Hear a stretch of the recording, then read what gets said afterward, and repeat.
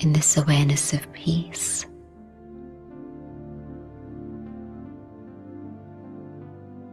I move beyond the limits of my physical body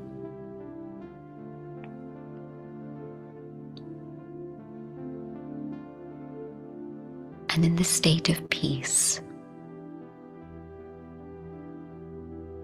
I begin my journey.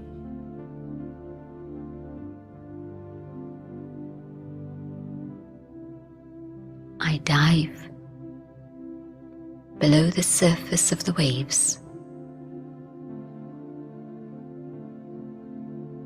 to discover the treasures within.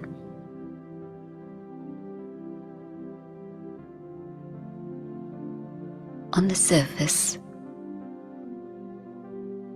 are the memories of the immediate experiences of the past. But patiently,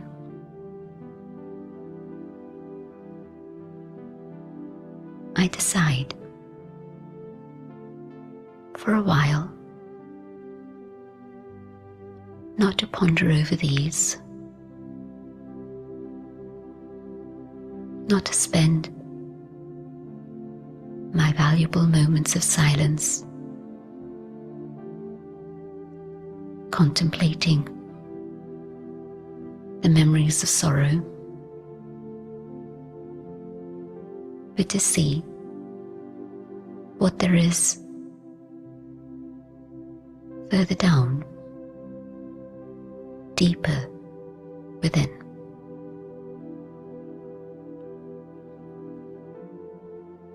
The waves stay up above, and the silence of my own inner being draws me towards itself.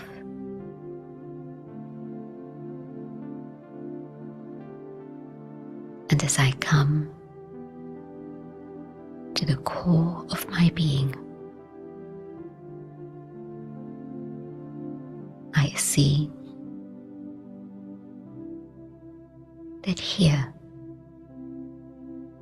at the very heart of my being, there is beauty, there is love.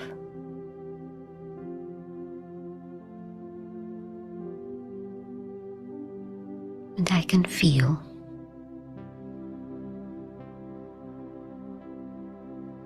happiness emerging from deep inside.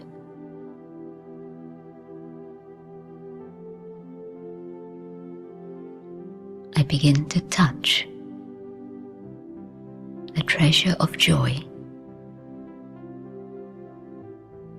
knowing that this is my eternal state.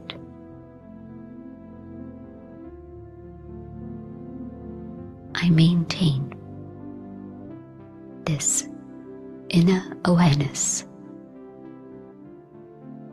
of happiness.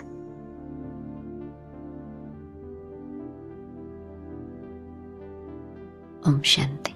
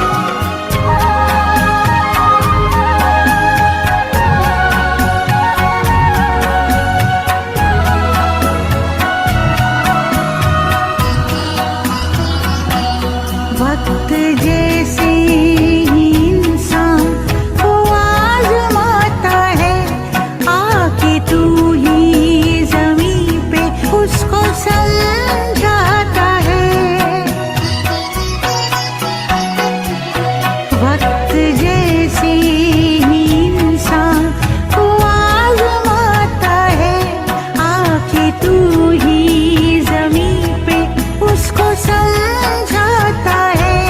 सबसे ऊंचा तेरा ही किरदार है, सबसे ऊंचा तेरा ही किरदार है। जिसने समझा तुझे वो समझदार है, जिसने समझा तुझे वो समझदार है। खुद को जोड़ा जो तुमसे, खुद को जोड़ा जो तुमसे, मिली है शफा। खुद को जोड़ा जो तुमसे, मिली है शफा। प्रभु क्यों ना करूं साथ तेरे वफा, साथ तेरे वफा, साथ तेरे वफा।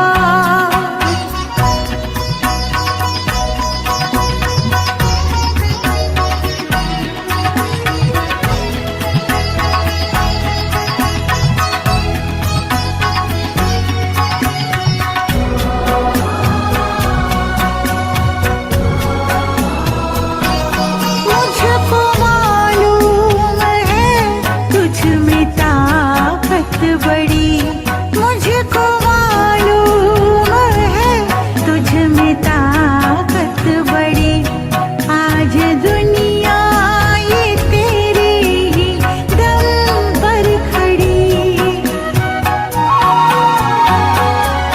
मुझको मालूम है तुझ में ताकत बड़ी। आज दुनिया ये तेरे ही दम पर खड़ी। हौसला तुमने मुझ में गजब भर दिया, हौसला तुमने मुझ में गजब भर दिया।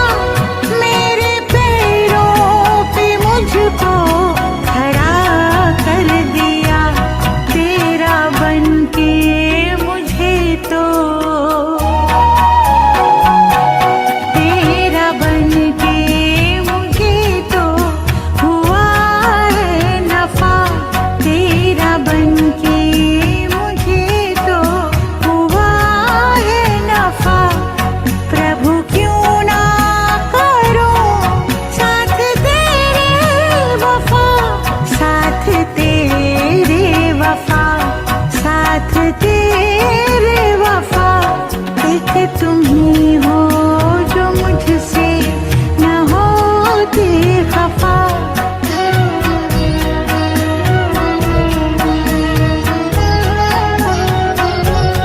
एक तुम ही हो जो मुझसे न होते खफा।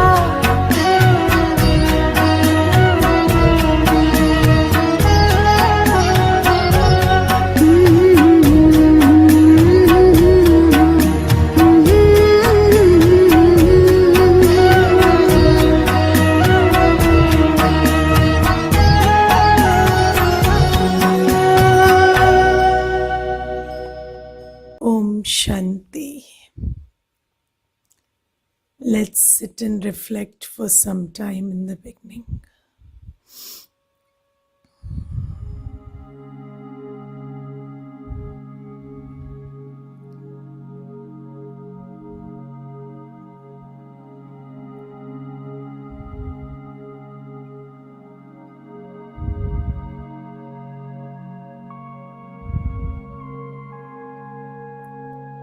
As I sit still and quiet,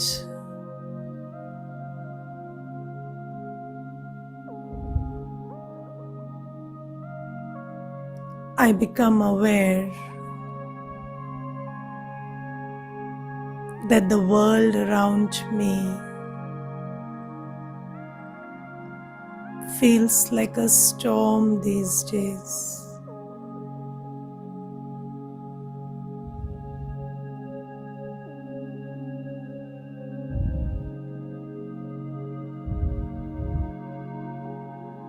Everything seems to be uncertain. and unstable.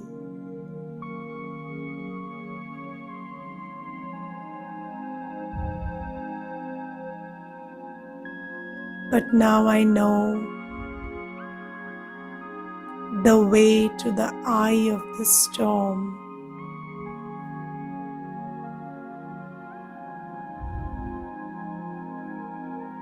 I am the eye of the storm.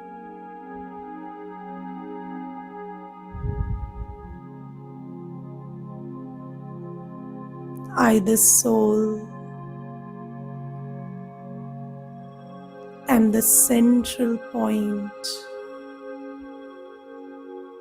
of my whole universe, and the center, this eye, is very still, absolutely calm and peaceful.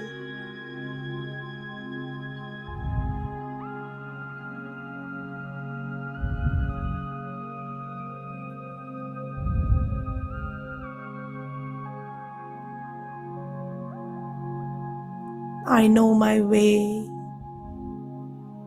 to myself now. There is turbulence outside,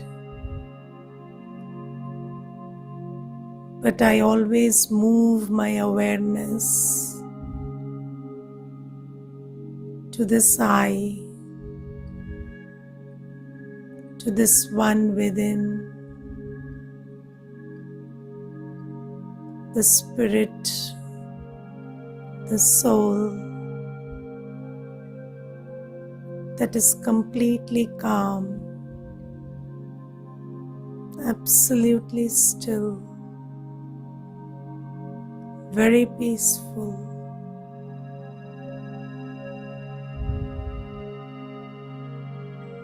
Gently unplug your attention from the storm and bring it to the eye, the still, silent one within.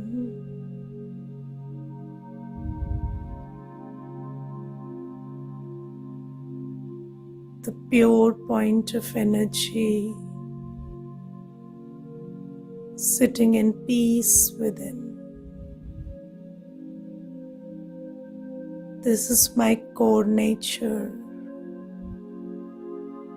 This is who I am. This is how it feels like to be connected to myself.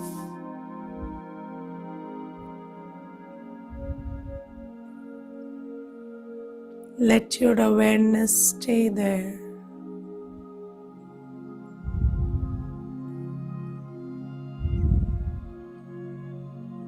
Spend a few moments in this beautiful state.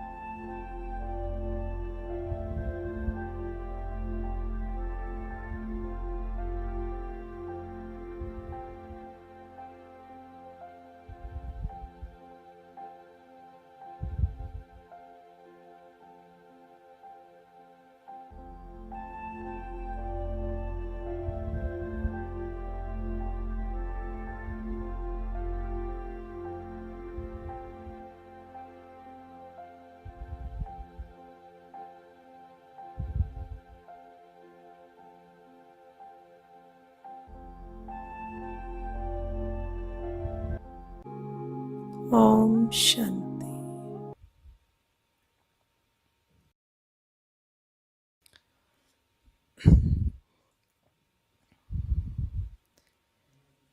So whenever there is a storm, then People who sail often in the sea, they know that when there is a storm in the sea, there is always a central point in that storm which is absolutely still. And those people who know how to maneuver their ships to that central point are often saved in the storm. So, similarly, when there is so much turbulence outside, so much of chaos outside, now God is teaching us the way to go within and anchor ourselves, connect ourselves with that point of peace that stays within. And as we do that, there will be turbulence outside, and there is nothing we can do about it, but we will be saved from the effect of that turbulence. We will stay connected with the peace within, and we will not feel chaotic or turbulent. Now, you see, there is this thing that anything on the external world finds way into my internal world through my mind.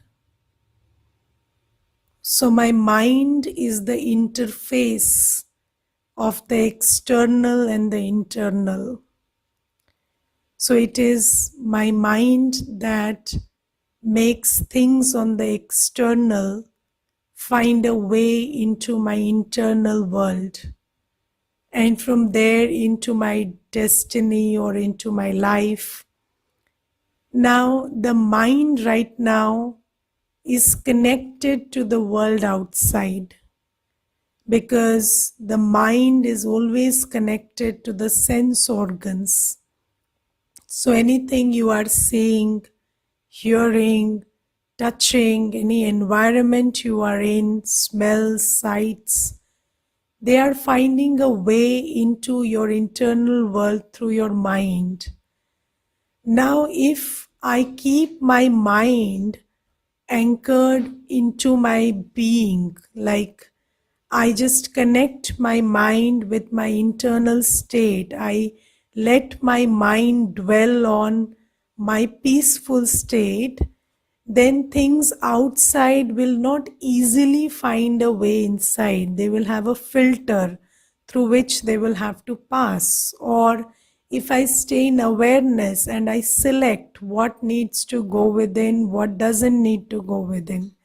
So these capacities have to be exercised so that the external world doesn't find too much of way into the internal world. Now, before I talk about these things, let us pay attention to the fact that we are exposing ourselves to too much information of the turbulence and chaos outside. So it's not that it's not just what we are subjected to on a personal level, but otherwise also we switch on the TV, we switch on the internet, we are making our mind we are bringing our mind in contact with the turbulence that is happening in every part of the world, every corner of the world. So even if I'm not directly connected with something, I'm switching on the TV or the internet, or even fake emotions like those the internet series and whatever you watch, they are creating some emotional stuff, and you are also connecting your mind to that. And you see how much of chaotic and turbulent emotions you are subjecting your mind to. By this is what we do consciously. And then to talk about the unconscious, so if you understand, even if you meet somebody or you are in a certain place, even if you are not very consciously taking that in, the vibrations of that place or that environment find a way into you through your mind. So all these are there. So even the mind is not only not only taking in the conscious thoughts and sights and sounds, but also the vibrations. So unconscious, so we can't avoid these things. You will be in an environment, and the negativity of that environment, or the people you are directly in contact with, those will find a way into your mind up to some extent. But let us not expose ourselves unnecessarily to things that can be avoided. So, this is why we need to exercise discretion in what we watch, what we hear, what we, the places we visit, or the people we are engaging with. So, we have to exercise discretion in that. So, there is a very beautiful saying, watch what you watch. Yes, so we need to watch what we watch, because what we watch is getting, finding a way into our internal world, and that is influencing our state of mind, our state of awareness, our state of decision making, our state of feelings, everything. So, have you heard of that iceberg? So, the iceberg, when you see the iceberg, a very little part of it is above the water and is visible, but then a major part of it is, down the water and you can't see it. But that is where the whole problem lies. So we also have a very big subconscious realm. So the sanskars, or the memory track, the chit that we have, the soul has this memory track called the chit, or the sanskars, which have an impact on the chit. So all these things are getting filled with the stuff that you're watching and hearing, and this chit has an influence on whatever you are experiencing in terms of thoughts and feelings. So let us pay a little attention to what we are filling ourselves with. So we are not in a very good position to control the unconscious part. Like, if you are in a situation, so what are you feeling, or the vibrations you are experiencing, or generally the environment, you don't have much control over that.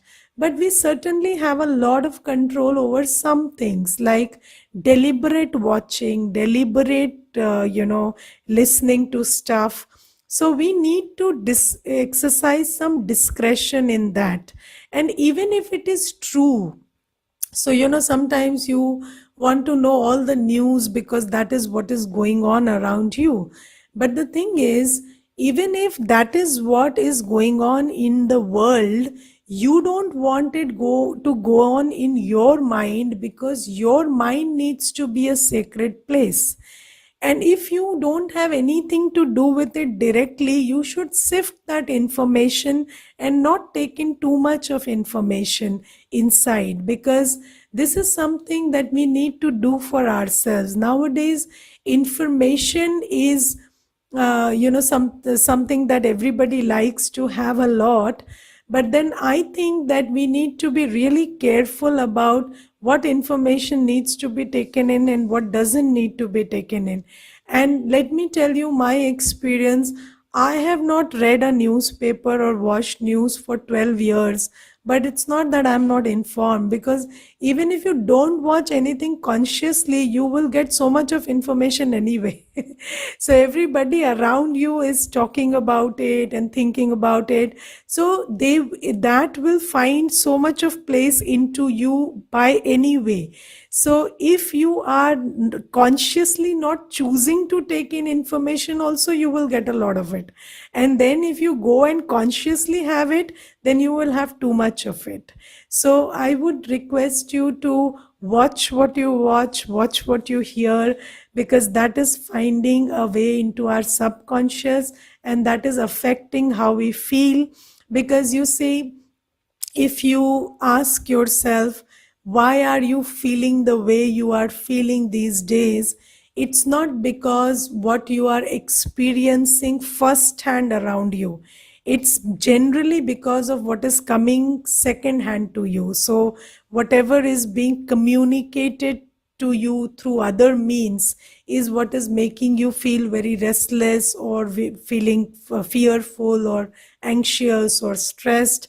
So it is this extra information that needs to be not taken. So I sometimes think about this, that people say we need to do meditation and we want to do meditation, but then we need to also stop doing what we shouldn't do. So, yes, we need to do what we need to do. Meditation is one of that, but then you also need to stop doing what is not good for you, because if you continue doing that and then you are meditating and attending this class, then this is like filling a bucket with a tap on, like it's filling it from above, but then there is a big hole and all the water is getting drained out from below. So this is something that is going on. So you listen to this 1 hour of class, but instead of sleeping on this, what you do is you fill your brains and your minds with other stuff by watching 23 hours of television or internet or WhatsApp or Facebook or something, and then this has no impact in your life if you do that. So we need also to understand that abstinence is equally important. If you don't abstain from these engagements and indulgences, that even this very fruitful and very powerful exercise that you are doing here, attending this class with spiritual knowledge and spiritual power, will not do much good. Because I was when I was in school, so I had a friend, and I was at her place one day, and there was this person selling aquaguard. So at that time, these water purifying machines were not in fashion. So that was one of the first aquaguard machines that he brought. And then the salesman tried to convince my friend's father that you should buy an aquaguard for yourself.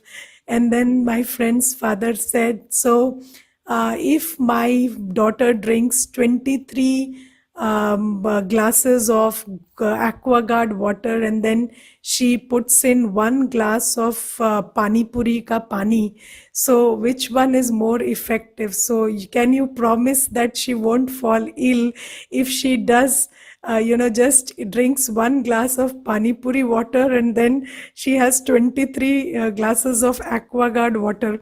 So the salesman said, no, that's not possible. You don't have to drink anything else if you drink this. So he said, then I will call you when I can convince my daughter not to go and have that pani puri. So so this is what is happening. So people will complain after so many years of engaging in spiritual practice that I have not moved ahead. So it's because of that 1 glass of pani puri water that you are every day putting in. And it's here, it is the opposite. So 1 hour of spiritual study and 23 hours of I don't know what you study otherwise. So this is something, and everything is study, because anything that you see, hear, talk about, think about is affecting your mind. We can't say that this is having an impact and that is not having an impact. If 1 hour of spiritual study is having an impact, then definitely the other 23 hours are also having an impact. So we need to check what we do in the rest of the time. And about meditation, I would like to talk to you about it today. So we are doing these short meditations where we are practicing soul consciousness, we are practicing that I am a pure being, peaceful being, and we are connecting with our peace and purity and our core qualities and dwelling on them for some time. And we will also start talking about God and about how to connect with God and all that. But what is the ideal time to practice these? So, the ideal time to practice this is early morning. So, and the precise time is 4 to 4:45 in the morning.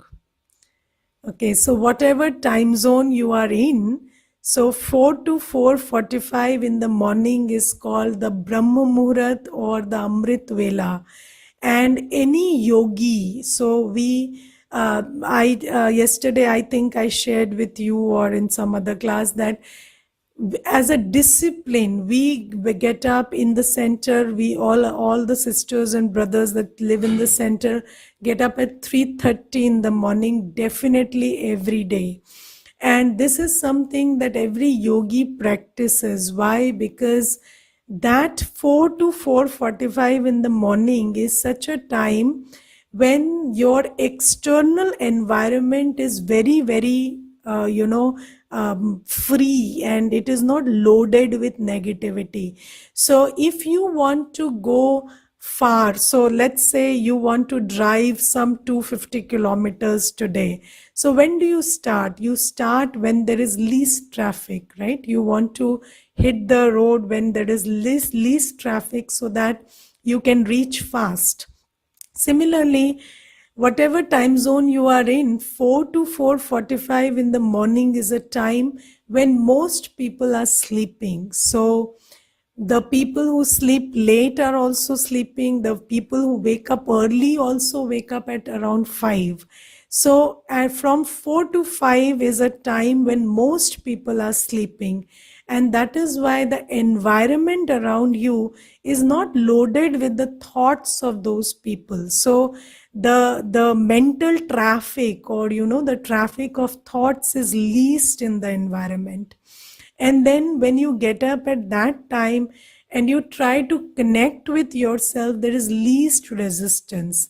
And also, when you get up early in the morning, then your subconscious mind is open. So because you have been so when you sleep, you create a pathway from the conscious to the subconscious, so you get these dreams and stuff which you don't get during the day. So why do you get them? Because they are part of the subconscious, and when you sleep, you have access to the subconscious, and your subconscious mind gets open.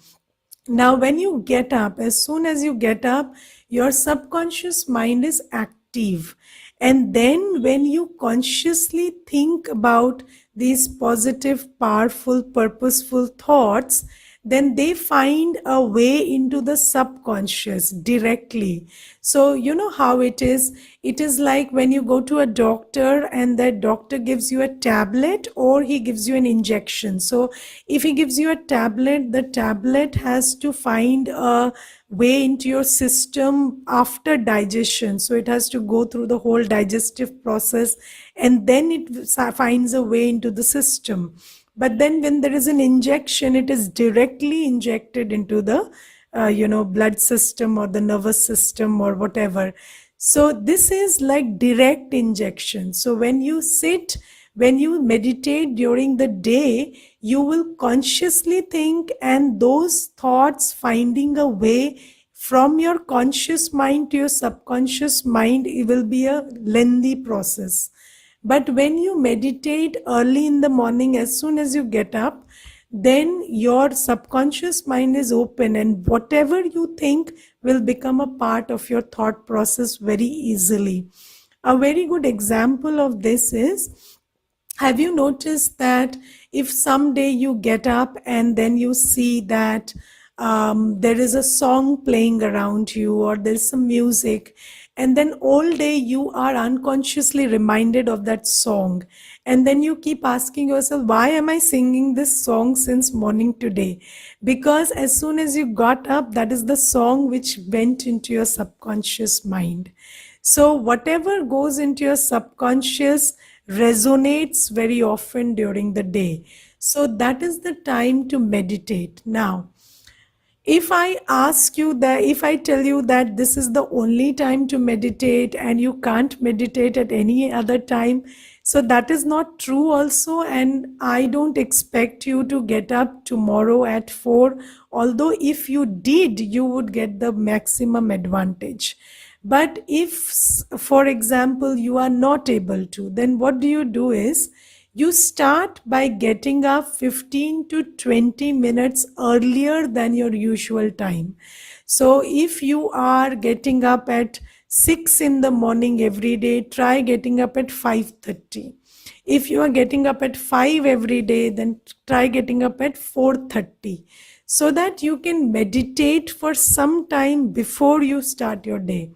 Now, if you try to meditate after getting up at your usual time, then there'll be other stuff that will try to vie for your attention, because though that work or those people who are waiting for you to get up will be sending thoughts to you, and they will try to pull your attention, and it will become very difficult to sit and practice meditation.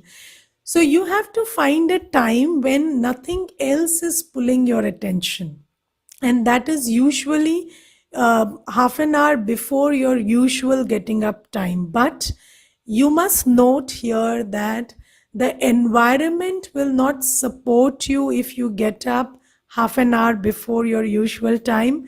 You will have the advantage of an open subconscious mind. You will have the advantage of nothing pulling your attention. But the ideal environment for meditation exists at 4 in the morning. And believe me, I have tried meditating at every time of the day, because it's been a long journey, and you meditate at some time sometimes, and then at other times at other times. But then what I have figured out from experience is 4 to 4:45 in the morning is a very, very conducive environment, not just theoretically, but I'm sharing it from experience. And when you do that, you will realize that this thing about the mental traffic being the least is very true, and you will have a glimpse of how easy it is to connect with yourself at that time during the day. Now, what about sleep? So, you will have thoughts about we will feel sleepy, or I don't get up usually at that time, so I would tend to fall asleep. So you should know that it's not the sleep, it's your idea that you have to sleep until this time, which will cause you more trouble than the sleep actually. So let me give you a very good experience about this. So there was this one brother, and he was sharing with me that, Didi, I take anxiety pills every day. And then before I go to sleep, I pop a pill in my mouth, and then I sleep well. And then next day I'm active and I go for work. Now, one day it so happened that I slept well. I woke up and I was getting ready for work, and I was feeling absolutely fine. And then my son came and he told me, Papa, did you forget your anxiety pill yesterday? So I said, no, I had it before I went to sleep. Then my son picked it up from the carpet, and he said that probably when you were popping it inside, it fell on the carpet and you didn't take your pill yesterday. And then he said, suddenly I felt like I didn't had a good sleep, and that I was feeling very fatigued, and that I should go back to sleep and I won't be able to work all day because I have skipped my pill yesterday. And then he said, I couldn't work, and I went and took that pill and slept. So, do you understand that there is a lot of psychological aspect to our feelings? So, when you feel sleepy, when you feel anxious, it is not just what you feel practically, it's also your mindset that you are anxious or you are sleepy. So have you experienced that as children?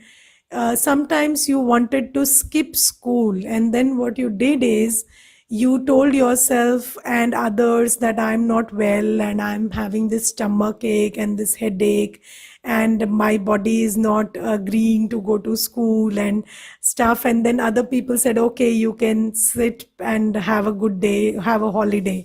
And then when you were at home, actually you started having a stomach ache or a headache. So this is something that we have experienced. I have experienced fever also like that. So, I have fever, and then I have a fever actually. So you see that there is a lot of impact of our thoughts on how we feel or our physical condition or the situation around us. So you must also understand that it's not just the sleep, it's about your idea of sleep also. So sometimes we are very fixated with this idea that we need 8 hours of sleep or 6 hours of sleep. And let me tell you, I have spent months together having approximately 5 hours of sleep every day, and there has been no difference in the way, in the proficiency of work or anything. And even if I didn't get a break or sleep additionally for 2 to 3 hours, I could go on working very nicely and having the best performance by sleeping 5 hours a day for around 6 months at a stretch or 1 year at a stretch, not having one day of break also. So I'm telling this from experience that sleep is very, very psychological. So if you tell yourself that 6 hours of sleep is good enough, it is good enough. And if you tell yourself, no, if I haven't had 8, then I won't be functioning properly, then you won't be, because whatever you say will hold true for you. So everything that you create is a self-fulfilling prophecy. So whatever we say carries a tathastu after it. So if you say, I will feel sleepy, so the universe says tathastu, yes, go and feel sleepy. If you say, how can I feel sleepy? I am fine, perfectly okay, then the universe supports your thought and you feel okay. So, whatever you say for yourself will be a self fulfilling prophecy. So, you have to rise above this idea first that 6 or 6:30 or 7 is the ideal time to get up. You have to know that 4 a.m. is the ideal time to get up. And if you get up at 4 and if you meditate for 45 minutes, if you just sit and try connecting with yourself for 45 minutes, then you will see you will have so much energy that you will do half the work that you do during the day in the next 2 hours. And I tell you, the most productive hours are after meditation. So I finish major part of my whole day's work up to 7:30 before I come to this class. So this is why you should know that all this is psychological more and real less. And if you just train yourself to think like that, you will be in a better position. So just try telling yourself that 4 a.m. is the ideal time to get up, and I can and I will get up at 4 and sit with myself for some time. Just go within, sit with yourself, see how peaceful you are, how pure you are, how blissful you are. There are various meditation commentaries on YouTube. I will send some commentary links to you. You can play them while you sit. If you are not able to consciously create thoughts, that's okay. You can play those commentaries and try creating thoughts along with those commentaries. So I will send you some links today and you can meditate with those commentaries. So this is something about meditation, and when you do that as a foundation for the day, then you just have to take care to retain that peaceful state as you move along the day. And then before you go to bed at night, what you do is you empty yourself. So you see, we have a lot of thoughts going on in our minds when we are going to bed. So there are things that we are feeling guilty about, repenting, or feeling miserable about, or feeling anxious about. There are lots of stuff. So if there is something that you are thinking about over which you have control, then plan what you need to do next and then put a full stop to that overthinking before you go to bed. So let's say you are worried about your child making friends with somebody you don't like, then you devise some method by which you can make your child understand that this is not where he should go, and then put a full stop to that worry. Because when you have open ended thoughts to which there is no solution, then your mind just goes in a spree. So thoughts about how, what, when, how will I manage, or thoughts based on worry and fear, these are very open ended, and then your mind doesn't stop all night if you sleep with those thoughts. So if there is something that you can come up with a solution for, you do that when before going to sleep. Give your mind a solution and then put your thoughts to rest. If there is something that is not in your control, okay, so there are many things that are not in our control, we really don't know how to manage them or how to work with them, then you give it to God. Do you know how to give it to God? Do you know this? There is this ability to surrender. So, do you know how to surrender when you can't take care of something? How many of you can surrender? How many of you know how to surrender? Yes, so surrender is a very beautiful ability of the soul. And you shouldn't surrender where it is for you to take action. So wherever there is a situation where you need to act, like I need to conduct this class, and if I say, God, I surrender, I will keep quiet and you talk, so that won't work. But then I know that I might not be in a position to answer all your questions or read your minds or know whatever is going on inside your mind. So I surrender that bit. So I say, God, I surrender to you. You give me the idea or the help whenever I fall short, and the rest I will do. So I will talk, you talk through me, I will share, you share what they need. I will give the I will use the mouth, you use my mind and give me the content which I want to speak. So you have to do your bit, and there is a lot that you can't take care of, and there that is it is that you need to surrender. And this is why there is this thing that I'm talking about, having a relationship with God. So, yesterday also I talked about having a relationship with God. So, I was thinking about this in my morning meditation today, that basically we are not in control of many things today. And there is basically no support that you can rely on today. So, do you think there is any support which you can actually fall back on all the time and that will never fail you? Is there any support that you can always fall back on and they will never fail you? Is there any person? Is there anything?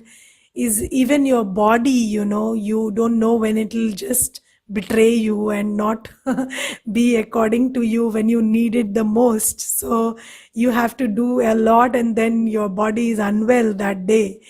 So there is nothing that you can actually fall back upon or bank upon right now. So we are living in times when everything has a possibility to fail us. Every person around me, every thing around me, all that I have acquired, my own body, they all have the possibility, capacity, and probability of failing me.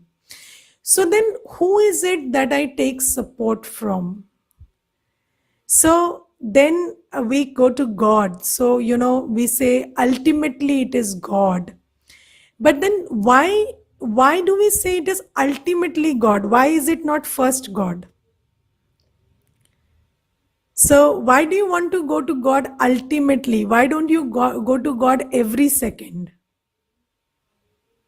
Yes, can't we go to God every time? Why do we have to go to God ultimately? So, there is this episode in the Gita, and it is said that when Draupadi was going through that troubled time, so Draupadi pleaded to everyone in the court, and she pleaded to her husbands, the people around who were, the great ones, so the Bhishma Pitama, the Dronacharya. She pleaded to everybody in the court, and it is only at the end that she turned her attention to Shri Krishna. And then when Uddhav, so there is a very good chapter where Uddhav asks God, or God is depicted to be Shri Krishna in Gita. So Uddhav asks Shri Krishna that why didn't you go and help Draupadi in the first instance? So why did you wait until the end? So Shri Krishna said, no, I didn't wait until the end. She waited until the end.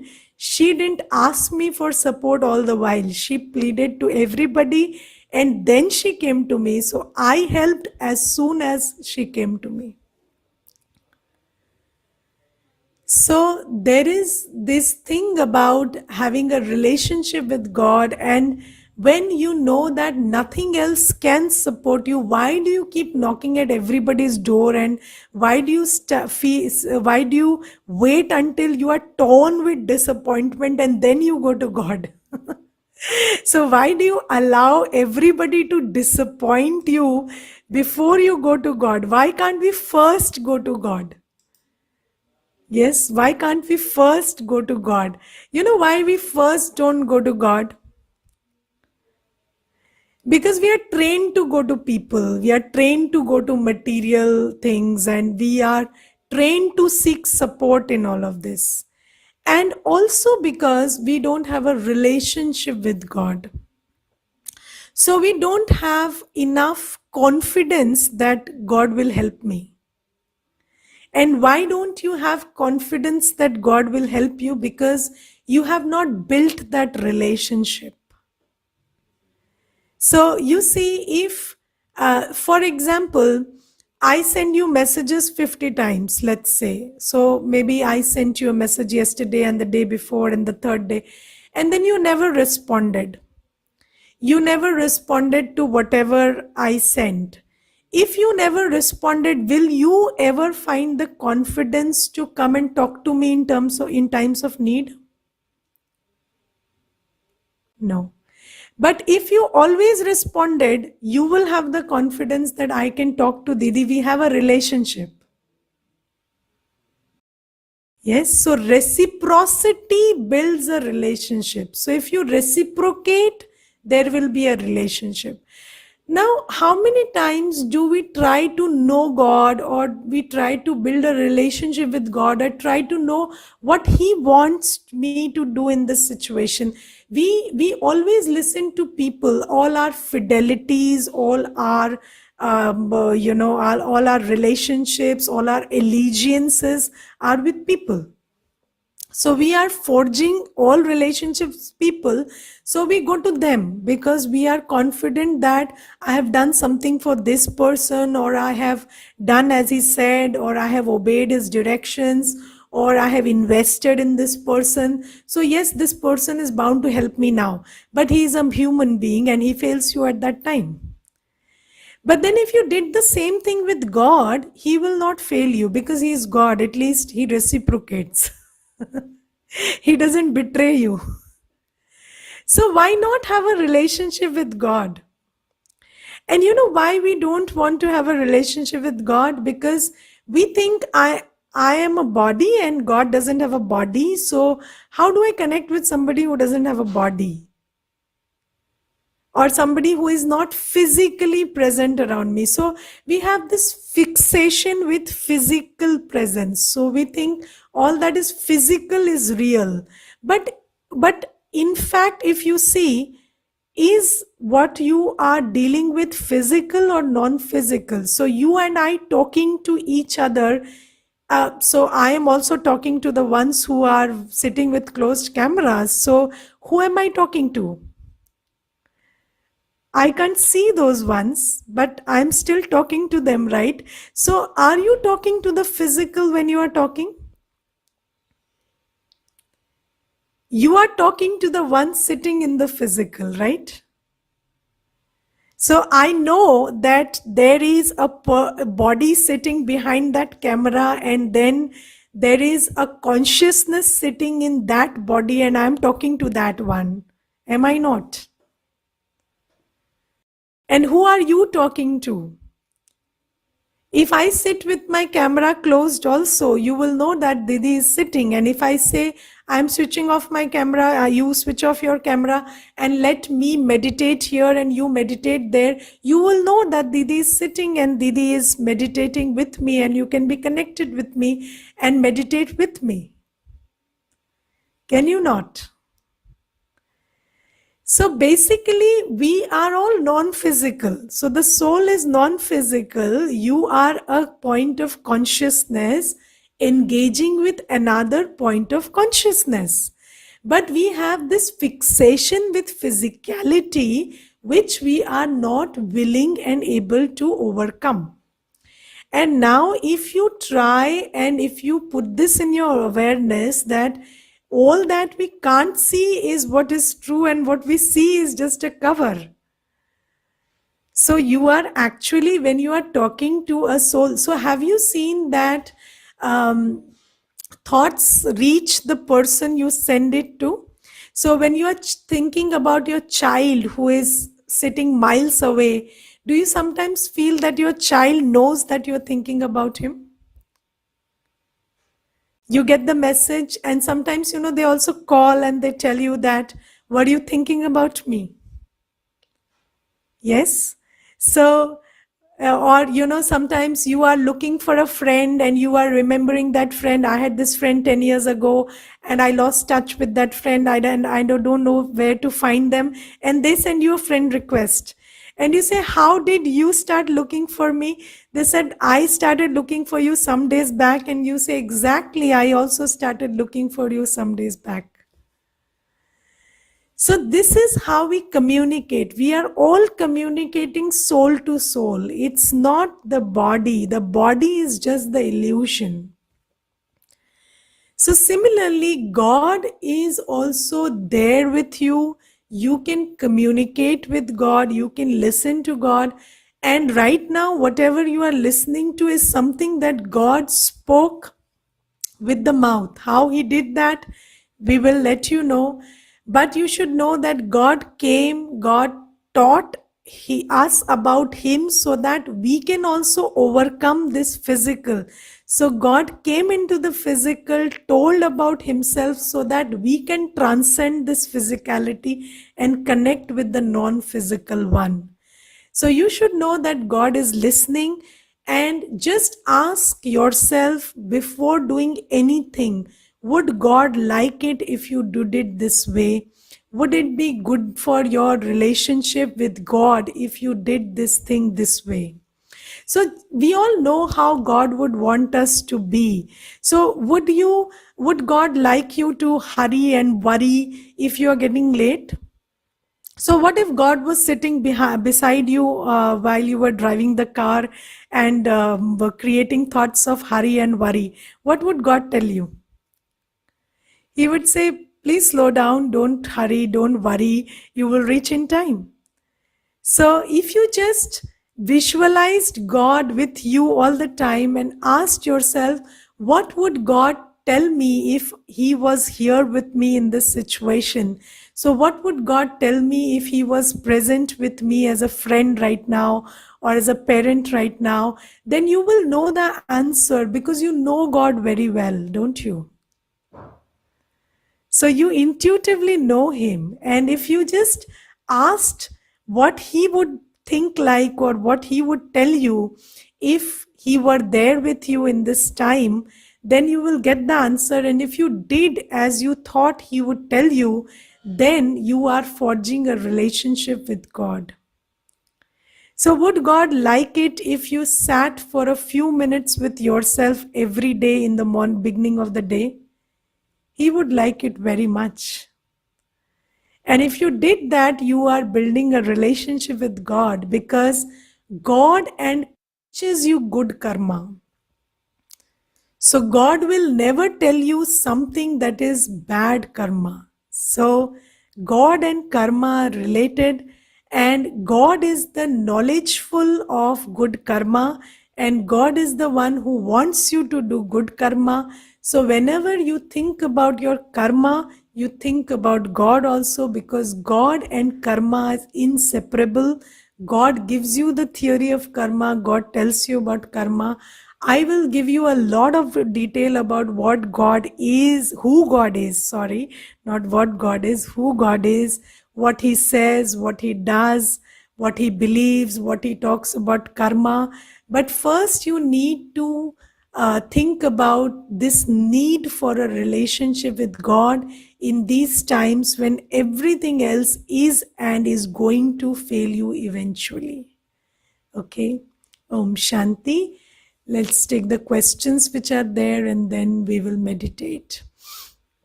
Okay, so how to abstain when Maya attracts? I have not talked about Maya, so I don't know where your question is coming from. In previous lecture, you told that most of the fears are not actual. Actually, I stay with my mother and I'm single, so I get worried when I think of her death, as we have no one else in the family. Now, how to overcome this fear, as sooner or later she will die. So, you better start building your relationship with God, because everybody will eventually die. Your body will also leave you, but you have to continue forever. So you have to build a relationship with the one who is forever. So I think I answered your question in the session. So, when can we do physical exercise in the morning, before meditation or after after meditation is a good time, not before meditation. So, we would like, so you sit in meditation as soon as you can after you get up, not, you don't delay it, because of, you are in touch with that whole subconscious realm when you get up. So you don't delay your sitting in meditation. You just wash your face so that it gives you a little freshness, and then you sit. Okay. Om Shanti. Didi, can we sleep again after meditation in the morning? I was waiting for this question, I think. So, so, uh, okay, you can. So there are no rules about it, but share your experience with me if you sleep after that. And your experience is not going to be a very nice one, because if you sleep after meditation, you generally get very bad dreams. So that's because your subconscious has become very active, and then it gives you bad dreams. So it's not a good idea to sleep after meditation, but it's not like you can't sleep. Okay, so that is also there. So if you can't help it, sleep, but at least get up. But then you will struggle with it, and you will leave sleeping once you get these bizarre dreams after meditation. Okay, let's meditate for some time.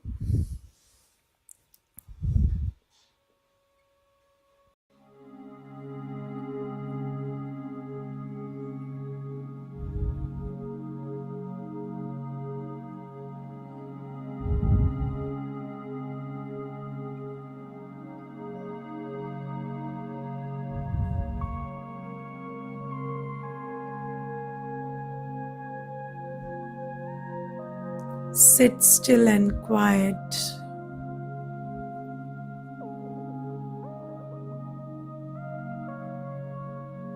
and slowly become aware of all that is invisible but real.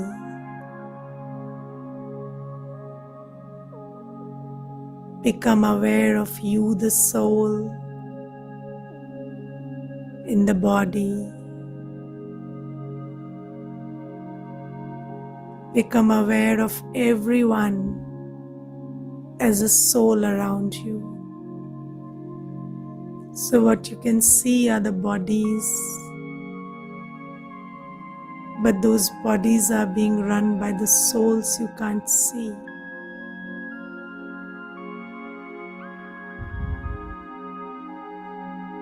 You can see things around you, phenomena around you, but everything also has a vibration. Become aware of the subtle vibrations around you.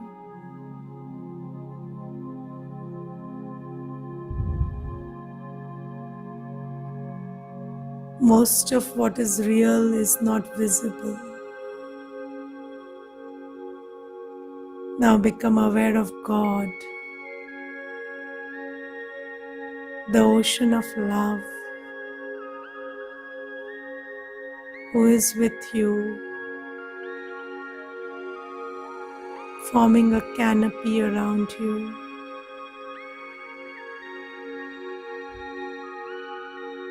You are under his canopy.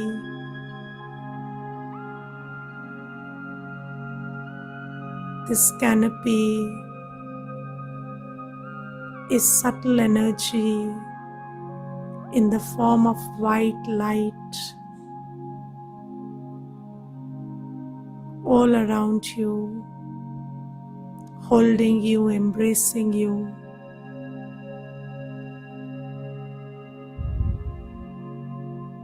God loves me unconditionally. I belong to him always. He is my eternal companion, my eternal support.